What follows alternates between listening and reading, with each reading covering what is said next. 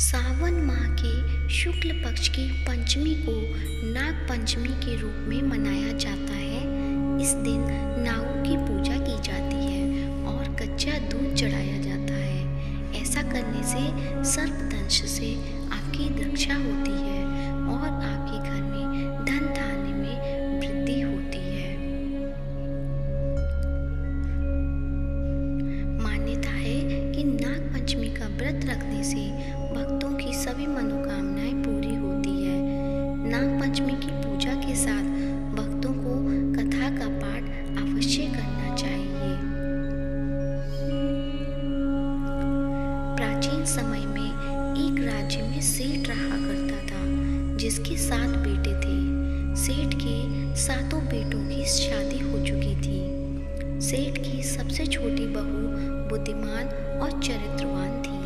एक दिन बड़ी बहू घर की सभी बहुओं को मिट्टी लाने के लिए अपने साथ ले गई। मिट्टी खोदते समय बड़ी बहू को एक सांप दिखा, जिसको वो खुरपी से मारने लगी। तभी छोटी बहू ने उसे रोक दिया और कहा, इस सांप का कोई पाप नहीं है। सांप के पास जाकर छोटी बहू बोली कि तुम यहीं रुको, हम थोड़ी देर में वापस आते हैं। ऐसा बोलने के बाद सभी बहुएं घर वापस आ गईं।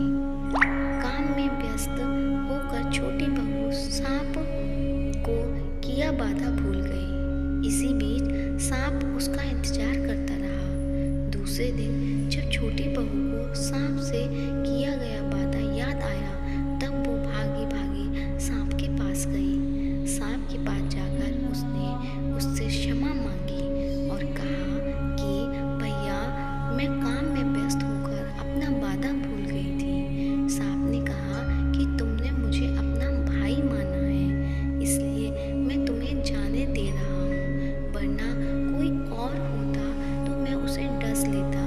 इसके साथ सांप ने कहा कि तुमने मुझे भाई बोला है, तो आज से मैं तुम्हारा भाई हूँ। तुम्हें जो मांगना है वो मांग लो।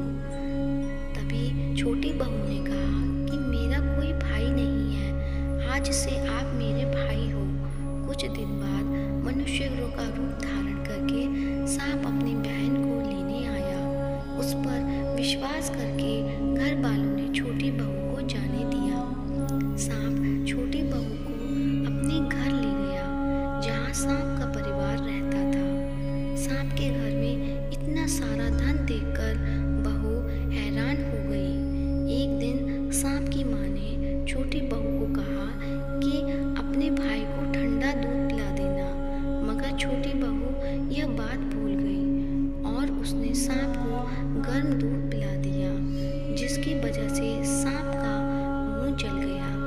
सांप की माँ बहुत गुस्से में थी, मगर सांप ने उसे समझाया। थोड़ी देर बाद सांप ने कहा कि अब बहन का घर जाने का समय आ गया है।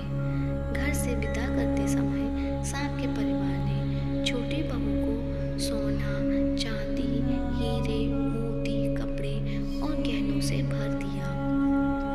जब छोटी बहू घर लौटी, तब उसके धन को देखकर बड़ी बहू को जलन होने लगी। गहनों के साथ सांप ने छोटी बहू को एक हीरे और मणि से बना हार भी दिया। पूरे राज्य में इस हार की चर्चा होने लगी थी। जब रानी को पता चला, तब उसने ये हार मंगवाया। छोटी बहू को ये पसंद नहीं आया और उसने सांप